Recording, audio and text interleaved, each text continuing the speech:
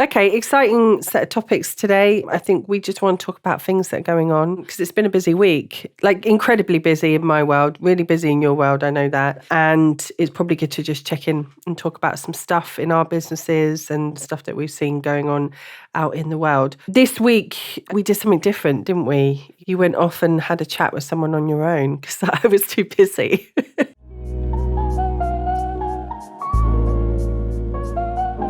So yeah, did an interview.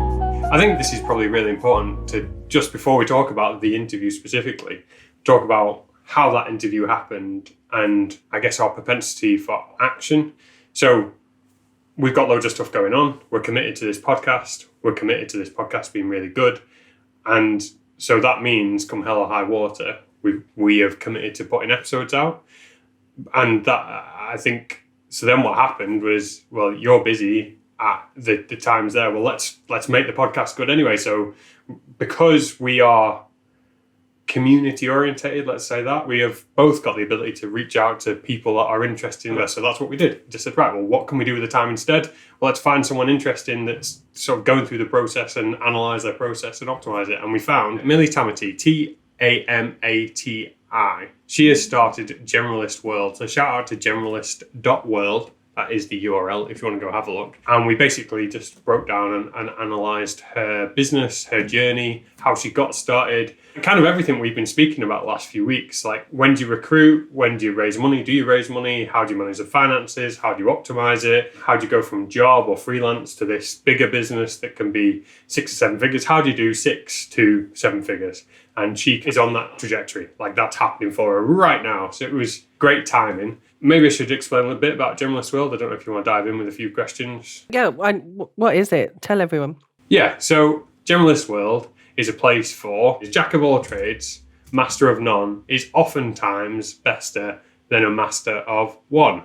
So that's basically for us people that have a lot of skills, like we kind of identified with this community. And the reason it sparked my interest is I went, yeah, I'm a generalist. She basically says, for these people that have got kind of digital skills and can build businesses, can do COO, chief of staff roles in a business, can do operations, can do a bit of everything, kind of like can go around oiling all the machinery and make the whole business work. This is the community. This is where you should live. And she's got this online community. And there's some serious players in there, people from Apple, Tesla, Y Combinator, PayPal, like serious people. And the reason this sparked my interest, I was like, yeah, I identify as that, but it was kind of counterintuitive in my mind to what we normally see, which is like super niche, like people that write copy for OnlyFans pages or people that, develop apps only for salespeople. Like, rather than being super niche, it's like, no, there's a whole group of people, I guess a whole niche of people, or not niche if you're American. It's niche. It's never going to be niche. Ever. It's always niche. Isn't it French? Anyway, doesn't matter. Of people that identify as having a broad skill set. And anyway, so I was immediately interested, immediately intrigued about this community, went in there, saw what was going on. There's like an initiative at the moment for a collective to buy a business off Microacquire, multiply the value of it and flip it again. And Andrew Gazdecki has said, yeah, let me know what I can do. So that's pretty cool. Like, there's serious businesses in there. Quite a few with venture capital, quite a few with seed funding. It's interesting, let's say that. Yeah, it says it's a community made up of founders, VPs, designers, writers and developers with an astonishingly wide variety of professional skills. We love generalists here, don't we? Because especially when you're starting out in your business on your own, to be a generalist is a necessity and it's not a bad thing at all. And then as you get better, actually the hard work and you want to scale obviously to the sort of 6 figures. The work becomes about finding specialists. But in these beginning stages, on the way up to your first million or 100, even like 500,000 or whatever, you've got to be a generalist. It looks like a really interesting community. And so how long has she been running it for? She started it about 3-6 months ago, not long at all. Initially started it with a Facebook post inside of our favorite place, trends.co, the Hustle's paid community. She said, hey guys, I've been thinking of this idea for a community. Are people interested? And then based on the response to that post. That was her initial market validation. Did a load of one-to-ones with that MVP audience, threw up a landing page, got some sign-ups, and then has built from there. I'm watching the number of members coming in daily. It's growing exponentially at this stage, which is fascinating, really fascinating. The thing is, though, in the community, what are the types of generalists? Is it like coders or marketing people or admin-y types? Like, what's the vibe of generalist in there? Here's what I'll say is it's on Slack. Now, I'm all for taking community off Facebook because for a whole load of reasons, a whole load of good reasons for it. But the disadvantage of it being on Slack, it's not optimized for reviewing what's been going on. It's a chronological feed. That's it. That's what it's designed for. And then the way it's set up at the moment, rightly I understand why there's a whole load of channels. So you're like, okay, what's this channel about? And people don't put stuff in the channel that it's intended for. So it's quite resource heavy as a consumer, let's say that. And that's basically me making an excuse for saying, I'm not really sure what the vibe is. The people I've met one-to-one, I've met and offered seed funding to a software dev. She's building something. She's a back-end dev with some front-end skills and design skills. Quite interesting. And that was really good to see what her pitch deck looked like. She did a cracking job of that. I felt like it was A side of A4. I've met some chief of staff people, some marketing people. There's a lot of business operators. I had a chat yesterday with a guy who's solo founded an e-com business. I think it was Amazon FBA. He's flipped it for, I think he said 7 figures, maybe a bit more. Was explaining the margins on that and how Amazon had him by the short and curlies. Someone else running an outsourced agency. A couple of serious people, I say serious people like big finance, £1 million finance, IPO type people. I mean, it really is a mix. It's mostly on the supply side. It's individuals that identify as generalists. It's not, the community isn't full of companies, obviously, because you joined as an individual looking for generalists, but there is a big database of sort of generalist people that need generalists. So I think that's more useful to figure out what the community is about. If you look at the demand side is people looking for chiefs of staff, COOs, mostly in the startup space, which is interesting. And that chatting with Millie, she was saying, well, I'm trying to figure out how generalists fit into big business, corporate business. So what was one of the big takeaways from chatting with her then? For me, this is completely selfish. It validated what we've been saying, that don't start a business, start with an idea of how to help people. You can validate demand with a Facebook post. The key to, if you can only choose one thing, you don't want to choose team, you don't want to choose a good idea, you want to choose a growing market. And I think what Millie is riding is the growing market of remote workers, of solo business consultant, freelancer type people, and that's an exploding market. So I think anybody that manages terms around this to help people identify and fulfill that are going to do well. So I've seen Daya do it really well with digital business managers. She put that term together. Generalist World does it really well. There's kind of like this creator economy thing, but that's people that identify as content creators and monetize that way. So yeah, that was my takeaway, is what we said with regards to validating a business.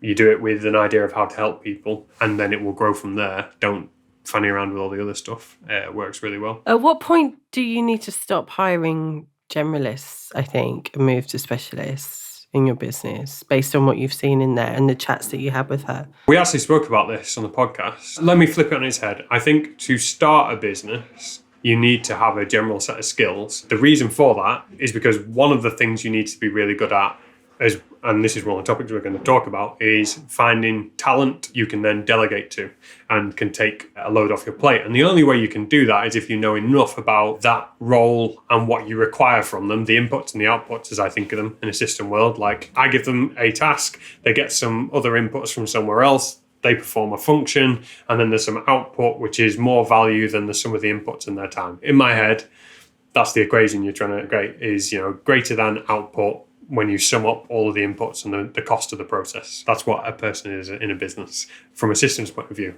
Obviously, they're a person as well. The statement I made when we were talking was generalists sit really well in early stage businesses where the roles aren't defined, where you're still designing the system, where you have to be able to iterate very, very quickly because you make a lot of assumptions on how the thing works. In my head, You're just trying to get through one cycle, like one turn of the wheel that is, okay, the sum of all of these inputs and all of the activities gives us a greater output, which we're going to call profit. Like that margin is profit. That's what you're trying to do. In the beginning stages, you're just trying to get that wheel turning. And so you need people to be able to figure out what's required to make the wheel turn, because assemble the vehicle around it and build the wheel. But I think once you've done that, you want to optimize for all those things that you've identified as important. So at that point, you want very deep specialists, and you end up with one or two things that you optimize for. You might optimize for unit economics. You might optimize the cost and the margin. That might just be all you want to optimize for. So you'll bring in a specialist for that. You might want to just optimize for customer acquisition. We'll bring in a specialist on customer acquisition. The when, I think, comes when you've got a validated business model. It sounds really good. And I think it's well worth us coming back to the topic of generalists and specialists again and again, because they're needed when you're running a business that's optimized, because at some point you're going to have to make that decision. Okay, this isn't general anymore. We do need to put money and investment into that focus on a particular role, on a particular part of the bigger jigsaw puzzle, if you like. But as someone who is a generalist, I love having other generalists around me. I just think it's great because you can rely on other people to always pick up the slack and give something a go. And I think generalists are really great people. I would say that because I'm one of them, because we're really good at making decisions. And you want decision makers in an early stage business. I think that's what makes a great generalist, is someone who can go, I don't know the answer, but I can probably go figure it out and make a really good assumption. And more importantly, stick with the decision that I'm going to make about it with a certain process flow diagram in my head of why I've made that decision. So yeah, I just feel like it's a really important part of a kind of a beginning part of a business. Yeah, definitely. Again, reflecting on it, I think the reason I self-identify as an engineer, one of my mentors, friends, said to me, in the early stages, I said, I'm not sure I'm an engineer because I want to do this sales and marketing thing. And I'm really interested in that commercial bit over there. And what about the strategy and the organizational design? And he said, no, an engineer, Sam, is just a problem solver. And I'm like, yes, that's what I go solve problems. And that's, I guess, what a generalist. I just want to throw something out there just for us to riff on before we move on to probably getting into the weeds of building a team and the stuff you've been working on and finding talent. I've come across this, I think it was with Rocket Fuel. I did some work building systems out for a record label once upon a time. And the founder of that was looking at Rocket Fuel University. I think it was that. As in the book Rocket Fuel? As in the book. Okay, yeah. It's a great book, actually. I think it's very binary in its thinking, but... Yeah, I've never read the book. I just went online and was like, what the hell is this? What's he talking about? Because they have a university. And they came up with this concept that you either have integrators or visionaries. Reflecting on that, there's all of these different personality analysis tools that you can use. What's our take on those when we start analysing and putting people into boxes? So I really liked Rocket Fuel as a book. I read it at a point where I was looking to understand, like you were talking before, I self-identify as an engineer, right? And I think Rocket Fuel helps people self-identify as those visionaries or integrators. And they're what the authors call the people either at the head of the business. But in loads of personality tests, that person's got different names, like the rock star or, the shining star or, the celebrity or whatever, right? But commonly, they're the person, the visionary, who has let's get on the bus mentality, right? They bring people along and give them a reason to come and work in the business and provide the sort of the shining star, the guiding light. And an integrator is someone who can help them do that. And they quite often, it's what the book suggests, is they don't, in a Venn graph, really overlap too much, because in order to help a visionary really achieve that goal, they can't be answering the phone or hiring teams or, even in the weeds of the finances or doing customer service. That's what an integrator, a fixer, a doer, it does. And I read that book as someone who has been an integrator for most of her career. And I was like, yeah, I get it, but I'm now a visionary. And so for me, it was because I lead a business. I run my own business now. I don't support a managing director anymore. I don't sit on a board and support other people. This is my show in my own business. And so it was more like, how do I let go of my old integrator ways, but also take the best of what I used to understand and know as an integrator? And I really struggled after I read that book, because I thought, oh, you either have to be one or the other. You either have to be the visionary or be the integrator. And if you are a visionary, suck it up. You've got to find someone who can do the integrating for you. And if you're an integrator, sorry, you're never going to own your own business. Like, I didn't like that outcome. I think it's better to take from it what parts of your working personality are integrator, what parts are visionary, and then looking at it from a sort of percentage point of view and thinking, okay, well, if you are, like I am, very much an integrator, a doer in your business, but you need to be a visionary, what can I start delegating out and removing and things like that? So, you know, it's very common with business books like this that they have a vibe, a nice catchy hook to bring you in and sell that idea to you, you know, like a Seth Godin kind of style tagline, right? But I think it's a bit more complicated than that, if I'm honest, in business. I'm just going to hang my hat. I don't know what metaphor I'm using here, but I'm just going to call it as I see it. I think each of them, when it comes down to it, is interested in selling an idea and a concept and ultimately making money. Each of these tests are there for that reason. They exist as businesses. And I've done these tests in organizations before where I think they identified colors, red, blue, green. I don't know. I'm colorblind, didn't make a difference to me. And I remember just thinking to myself, this is a waste of time because it's not helping us get the thing done, like the one thing we need to. We've got some real hard to solve here. Let's go get it done, which probably says a lot about my character if you're into all this character analysis. But I guess what I'm getting at is looking at all that stuff. It's non-value add to the process you're trying to get at. But having said that, ultimately, like our biggest challenge as business owners, as employees, as husbands, wives, boyfriends, girlfriends, or whatever your relationship status is, as parents, as people in society, our ultimate challenge is ourselves and managing ourselves. I mean, for things to change, you have to change. And really, I think what I'm trying to say is these are really good for creating self-awareness, but if they create barriers to you becoming useful, like they're just there as tools, I guess what I'm getting at is they're just boxes. They don't really mean anything. They're completely made up.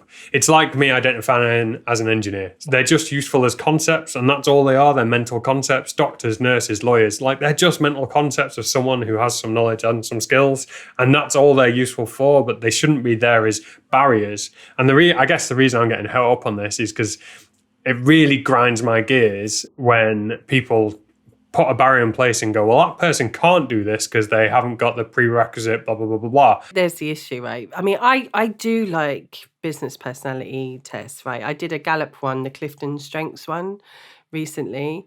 And I thought, actually, as an assessment, it was really interesting because... This one? Okay, well, yeah.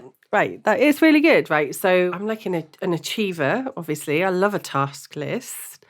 But more than that, I'm a relator, basically. So I'm like very people first. And it's like horoscopes, right? I agree. You can read anything into them, but it's a good way of being able to look at different parts of your personality as a business owner, as a team member, as someone who works with other people that you might not have looked at before. And so unsaid things that might mean you've got mental barriers for how you talk to a team member or how you delegate work or how you receive clients or whatever, you can at least start reviewing in a different light when you've looked at tests like these.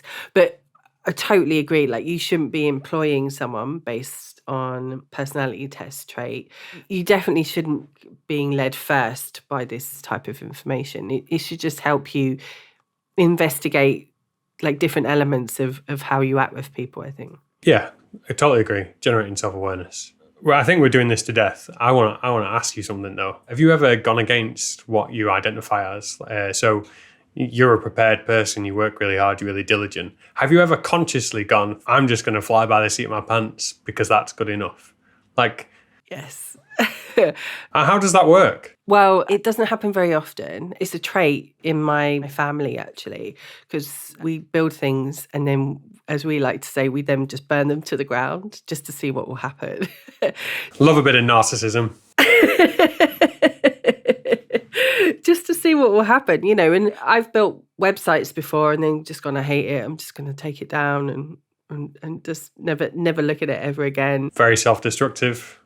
I'm all about that. But I think, aside from having to discuss that with a therapist or whatever, I think it's just been that curious element in me that's just been like, what would happen if I didn't do this? And what's the alternative? How's it worked out? Can you give me an example, like where you've just gone? Yeah. Well, I think from a marketing point of view, I've definitely stopped using particular channels that everyone said, oh, you must be on here and you must do it, just to see what would happen. And, going months without being on Instagram or just stopping sending a regular email or something like that, just to see what would happen. And nothing happens. What about with a client? Have you ever rocked up for a client without being prepared and just been like, no, I got this? I remember when I used to over prepare because I didn't believe in what I was saying. And then out of necessity, I think one time I just had to rock up and just rely on my book smarts and surprise myself of what I could do on the spot. And since then, I actually prepare very little before meetings because I find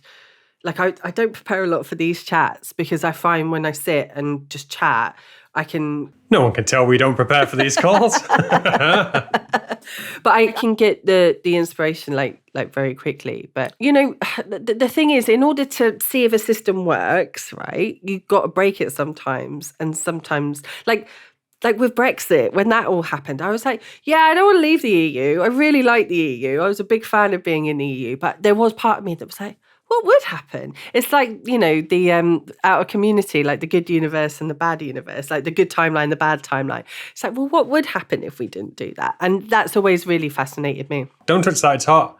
Well, I'm going to touch it to see what happens. Oh, I've learned myself. Yeah, I think that's trait of being awesome, but personally. So I guess what I'm saying is, I have a friend who's a lawyer and he always said to me, I might not be the best, but I'm going to be the most prepared. And I was like, that's a losing strategy because anyone can do that. For me, I was like, that shows complete self-doubt and a self-awareness of how much value you bring in your ability to make decisions. And I guess what I'm saying is because we do a bit of prep for this, but we do the 80-20. It's a handful of bullet points. We kind of go, do you know what you're talking about? Yeah. Do you know what? Yeah. Okay. Right. Well, actually, we recognize most of the value. Yeah, otherwise I wouldn't just rock up as and go, I'm not sure what to talk about for sure. But yeah, I feel like if you can't challenge your own knowledge, if you can't do things completely differently, sometimes if you can't break it just to see what will happen, you won't know, because sometimes the best things come out of things being broken or going wrong or whatever, look at science in the Petri dish, we see that as a failure in business sometimes, just to see what would happen if you didn't do the thing. So yeah, I don't always burn it to the ground, but when I do, there's a reason behind it. Yeah, no, I'm looking into it. I think it's awesome. Right, okay. So we spoke about the interview a bit, and Millie, go check out Generalist World and connect with Millie Tamati on Twitter. Twitter's where she's at, and check out what's going on there. It's kicking off if anyone wants to be a part of it. I'm loving Twitter at the moment. I'm loving Twitter right now. I was going to give up on Twitter a year ago, and then I rediscovered marketing Twitter, and it's my favorite place on the internet at the moment. It's just so much fun. It used to be like the Thunderdome, didn't it? You go on Twitter and you get absolutely destroyed by horrible people, but now it's kind of oh, you're trying to build something, you're trying to make the world a better place. Cool, let's get behind you. And there's still that undercurrent of cynicism, sarcasm, and snarkiness, but for the most part, I like that. Yeah, I'm telling you. Passive aggressive, not saying what we say, that's a British trait that we nail. I'm there for that. Okay, so let's talk about podcasts. I saw something really interesting Gary Vee had brought up this week, which it was all over his stories, which was that Jimmy, Mr. Beast. Flipping? No, not about flipping. It was about Mr. Beast. Not Gary's flipping.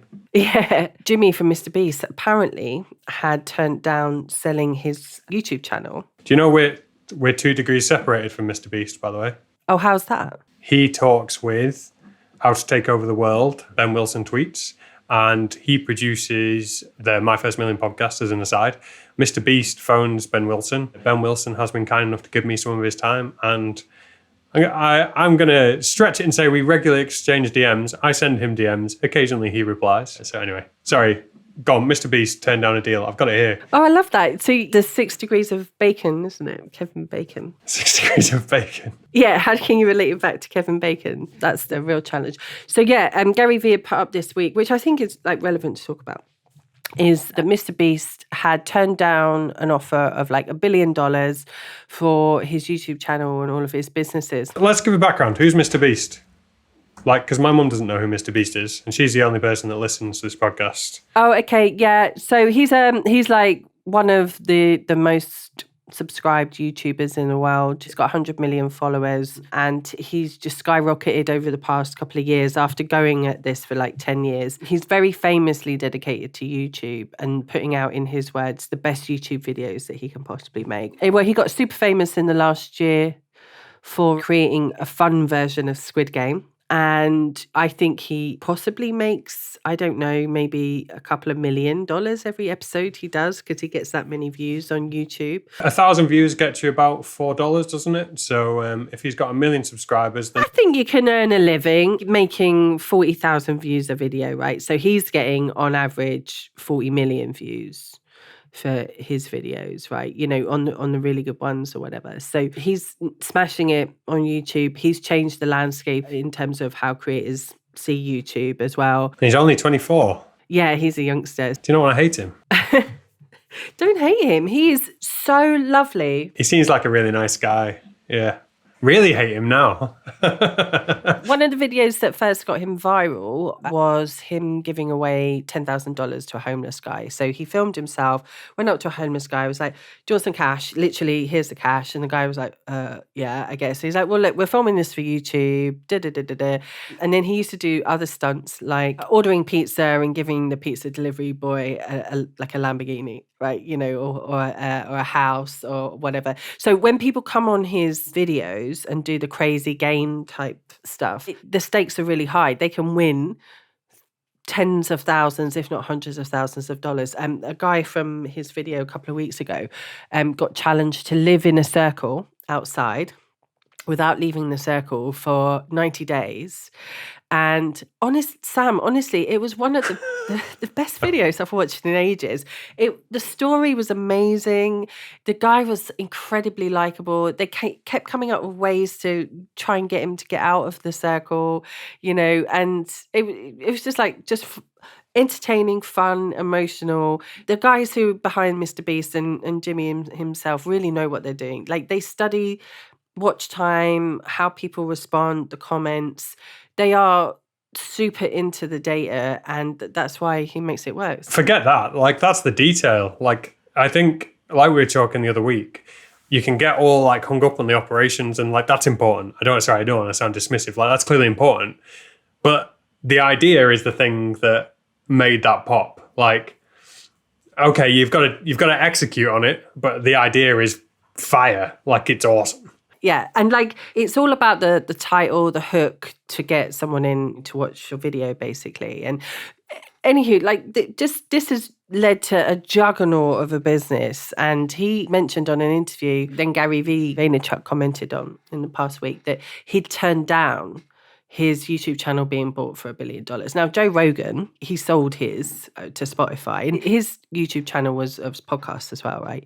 But he did sell his, and he sold his for, you know, a similar amount or whatever. But it just goes to show, right? There is value right now in creating really good content online. We haven't started monetizing what we're doing yet, but just to see these guys at the sort of peak doing what they're doing has just set the precedent and what's possible for kind of creators to achieve. And I wasn't really thinking about monetization.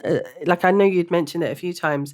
I hadn't really thought about it. I was like, let's just get some episodes out there and understand it. But now I'm like, I'm into that vibe. I'm like, how can it be done, right? Yeah, we'll talk about the mechanics of it. Let's just set the stage for, like, we're talking about a unicorn here. So top of the exponential curve is Mr. Beast, is Jimmy. And I'm just looking at his channel. So 105 million subscribers. I mean, In the UK, there's 75 million people. That's more than the whole the UK. Sam, that's just one channel. He has other channels. One's in Spanish, one's in another language, one's his gaming channel, one's his Reacts channel. So there's more subscribers than that number. So the guy's a freak, and he's killing it. But let's just take a case study to give us like some numbers that, we like our stories fun and interesting. Our facts may or may not be true. So let's just work on some numbers that could be accurate, probably not. This one here, 41 million views in September. Survive 100 days in a circle. So it's the one you're talking about. Win £500,000. 100 days, sorry, yeah, not 90. So what are they earning there? $5,000 a day? Well, maybe it's worth it. It's not just the YouTube money that they're getting though. Halfway through that episode, there's sponsorship, from I think it's a bank, I can't remember, but the ad doesn't just appear halfway through the episode. Jimmy himself, during one of the peak drama parts of this episode, when they're smashing the house down that the guy was living in for 100 days, right? And in the background, you can see the wrecking ball kind of smashing into the house. He starts talking about the app you've got to download, and here's the code and everything. So you can't pull away from the screen, because that's the key action from that part, that segment of the video is happening in the background. Extreme product placement. I can tell you what the product was, and that point, I can recall it and remember it. I can remember the brand as well, but I'm not going to mention it because we're not getting paid. It's just genius. It's just a really clever, thoughtful way of integrating brands into an episode.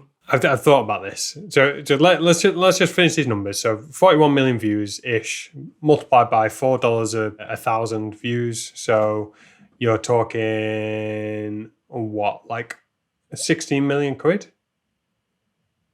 A lot of money for that video. So but he probably spent that. It sounds like there's a lot of production value. So cool. Okay, we've validated it's worth creating content, and we've explained the monetization model. You create stuff people want to watch, and people will pay for product placement. That's one way of monetizing. Something I've considering doing at the moment, I'm working on an eVTOL project, flying cars, let's say that. And I thought to myself, do you know what would be sick? Would be if I set up my office with like a perspex screen behind and just had like the factory behind me. That would be awesome. I thought people would like to see that going on in the background. So I'm totally into the wrecking ball and ad placement. So people are here maybe to listen to us. Well, no, there must be. There must be. If anybody's watching, they're here because they want to hear what we've got to say.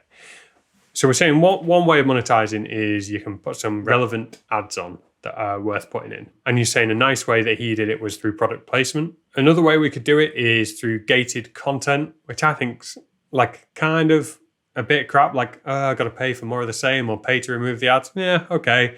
But that's not really like turning me on. And then another way would be, I guess, if you were to create some additional value that's only available for paid supporters, members. And this isn't a new thing. Patreon does this, like that's the facility for doing it, the membership site. So if we were to do an AMA or some power hour consulting type, cool, that might be interesting. Another thing I would mention is a friend of mine, Doon Rasheen, founder of Female Startup Club. She's in the HubSpot podcast network, went to Buckingham Palace not too long ago to receive some awards for supporting female entrepreneurs. She's a badass. She wanted to launch a podcast similar to us, and she worked out all the costs that are involved. In fact, Doon's where we found our editor. So shout out to Doon for helping us get launched as well, and actually told me everything about podcasting thinking back. But where she started was like, oh, there's this cost for launching a podcast. Well, before I do that, I'm going to go and find a sponsor. The reason I bring that up is because there's a lot of people that say, well, wait until you've got some traction, got some episodes, then go find a sponsor. I'm sure that's easier, but I don't think there's any rules there, and I sure as hell ain't for following any rules. So what do we want to do? Like, where's your head at with this? There's no rules. Okay, if you're bringing this back to business and talking about business and all the things that we've spoken about before, is that why would you do something in your business, right? You have to ask you that. What is the outcome? And go from there, right? And so for us, honestly, the outcome is for us to be seen more online, make more money in our businesses, right? Probably. And ultimately, as we've spoken about before, free up more time so we can go and do cool stuff. Like you want to invest in more businesses. I want to clearly go away and make music on my own in my bedroom. or whatever it was, right? So, and spend time with my kids. We're both losers. Yeah. No, I'm going to be a TikTok influencer. I've decided now. I'm going to just Okay. yeah. That's like if you put a mask on and then do some beats on the camera. That's how to smash it on TikTok right now, as a music creator. Just a mask or clothes as well. Like, because I imagine that stuff does go down well. Yeah, no, well, obviously clothes as well, but like, you know, like dead mouse or something like that. But anywho, so you have to ask yourself, like, what's the outcome? And you would do that in business. You would ask yourself, okay, well, how can I finance this? How can I get there? So, you know, I guess question for us is like, as we start to move into like, you know, doing our goal of like 10 episodes, what has changed? What is going to be different about how we do this? What can we see the potential of this podcast becoming? And, you know, is it to make money? If so, you wouldn't question going out and finding a sponsorship, would you? If it's to reach more people, is sponsorship going to help you reach more people? You know, I think you just sort of have to ask yourself the kind of bigger questions as you would in business. Yeah, I totally agree. So originally when like we discussed kicking off this podcast, my reason was like, I need to become more succinct in my thinking, storytelling, and more interesting as a person, and really get to be better at articulating all the interest I'm doing. You know, I work on nuclear submarines, worked on fighter jets, build stuff, worked on like I got some interesting to talk about. A lot of it can't talk about, but whatever, that's not the point. And yeah, we've got to pay for that. That's got to be worth paying for. Didn't we say once we got to the 10 episode point, we'd get to this? So we're there or thereabouts, aren't we? Are we going to go for it? Are we going to... Soon. Yeah, we've said that we want to share businesses going from 100K to 7 figures. And we're also wanting to optimize for time and money return. So this podcast probably takes us like, 2-3 hours a week, outsource the rest, delegate. So 6 hours between us a week, multiplied by 4, 24 hours a month. So not even a working week. What if we share with everyone as we're doing it how we turn that into a 7-figure business? What if that's the thing that we share? Yeah, I'm more than happy as we get results. Cool. Should we tomorrow, when we next record, then should we break that down, how we're going to do it? Move quickly and decisively, but we'll share it all. Gives us some consistency as opposed to, because this episode's been a recap that's gone on over the last 7 days. Yeah, well, I'm really happy to do that, and to maybe talk about like the £1 million business concept as well, because it's a bit macho, Sam. The whole 7-figure, 7 million. You know, it's not even like 7-figure anymore. If you're not saying 9 figures, people are rolling their eyes at you. Do you know what I mean? Like that kind of style of business just puts me off massively. What do the My First Million guys say? What is... $1 million isn't cool. Do you know what it's called? $1 billion. $1 billion. Yeah, right.